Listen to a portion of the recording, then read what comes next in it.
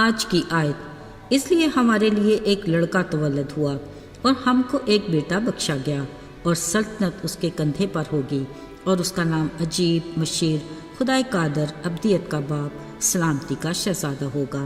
یسایہ 9 باب 6 آیت۔ عزیزو، یوں تو سال بھر کے کیلنڈر میں کئی طرح کے تہواروں کی نشاندہی ہوتی ہے۔ ہر عقیدے کے لوگ اپنے طریقہ کار سے ایک دائرے کے بیچ میں رہ کر اپنے تہوار مناتے ہیں۔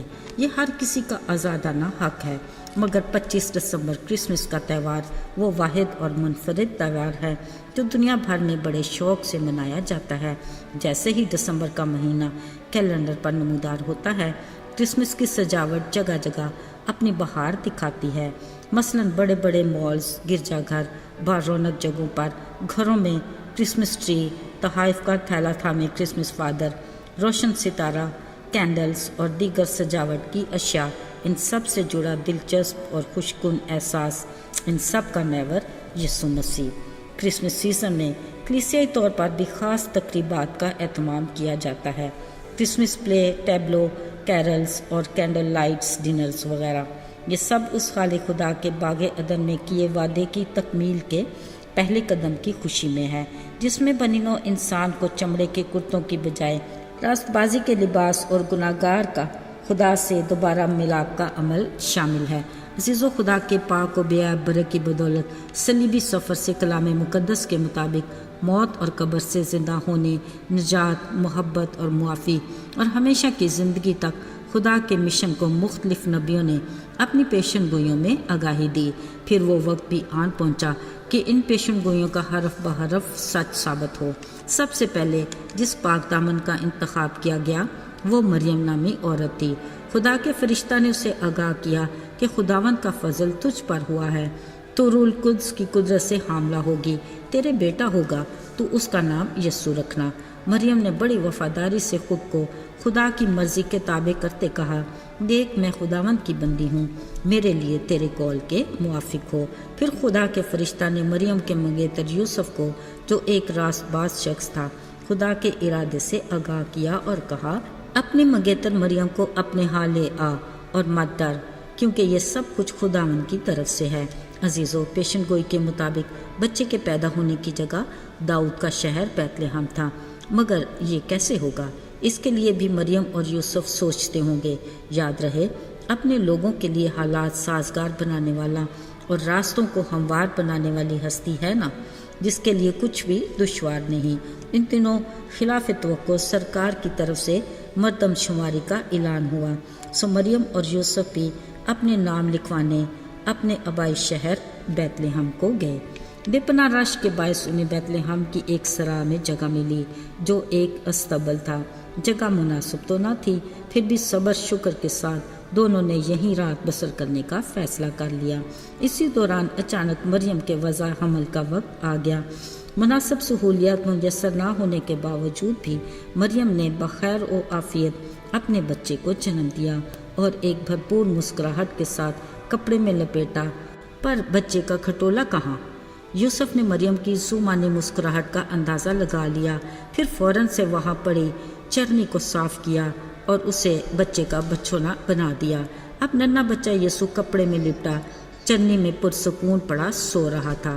پاس بیٹھے مریم یوسف سوچنے لگے، اپنے بیٹے کے پیدا ہونے کی خبر کس طرح عزیزوں کو دی جائے کہ وہ ان کی خوشی میں شریک ہو سکے۔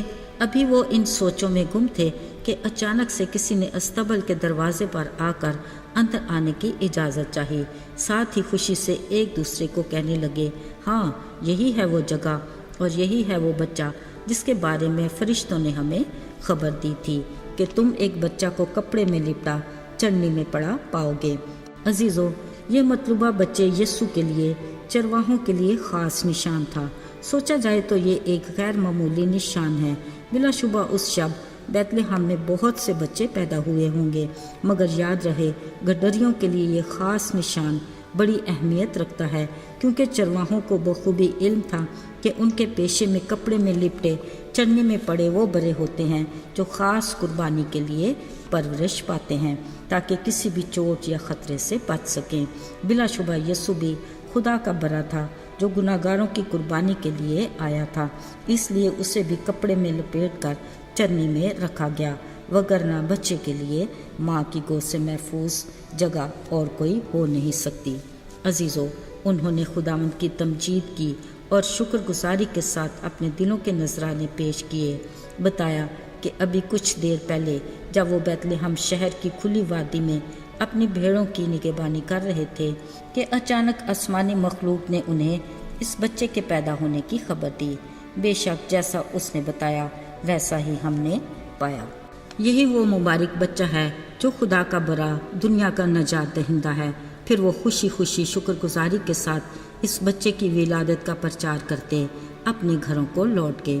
عزیزو، بلا شبہ داؤد کے شہر بیت لحم کی سرائے کے استبل میں پیدا ہونے والا بچہ غیر معمولی تھا۔ مریم گڈریوں کی باتیں سن کر حیران تھی، سوچنے لگی مجھے بھی تو اس بچے کی ولادت کی خبر فرشتے نے ہی دی تھی۔ عزیزو، وقت گزرتا رہا، حالات بدلتے رہے۔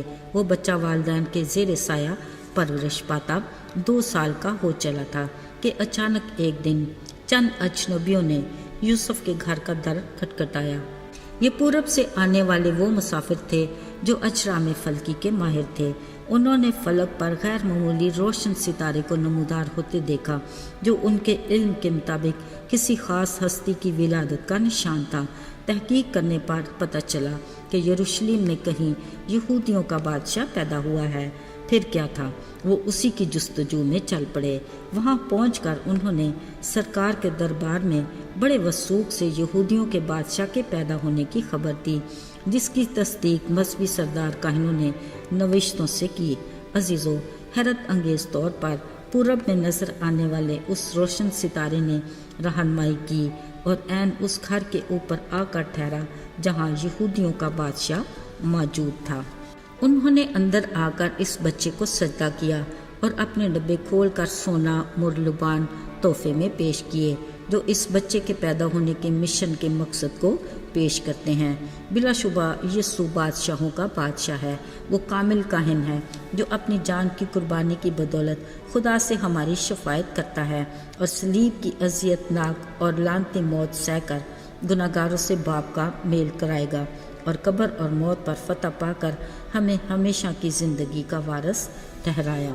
عزیزو، کرسمس کے موسم کی رونقیں وہ دلکش اور پرمسرت احساسات ہیں جن کے ہم پورا سال انتظار کرتے ہیں اور کرنا بھی چاہیے، لیکن یاد رہے ہماری یہ خوشیاں صرف ننھے یسوع کے پیدا ہونے تک محدود نہیں رہنی چاہیے۔ اگرچہ آغاز یہیں سے ہوتا ہے، مگر اگلے مراحل صلیبی کفارہ، قبر اور موت پر فتح، زندہ ہونا، توبہ کا دروازہ اور نجات، محبت اور معافی کا پیغام، یہ سب وہ کڑیاں ہیں جن کو جوڑے بغیر یسوع کی ولادت اور عظیم مشن کی تکمیل ممکن نہیں۔ اصل مقصد گناہگار انسان کا پاک خدا سے خوبصورت ملاپ ہے جو فرشتوں نے خدا کی حمد کرتے دہرایا کہ عالم بالا پر خدا کی تمجید ہو اور زمین پر ان آدمیوں میں جن سے وہ راضی ہے صلح۔ میرے عزیزو، ایک بار یہ یسوع اپنے جلالی تاج و تخت کو چھوڑ کر ہمیں ابلیس اور گناہ کی غلامی سے چھڑانے آیا۔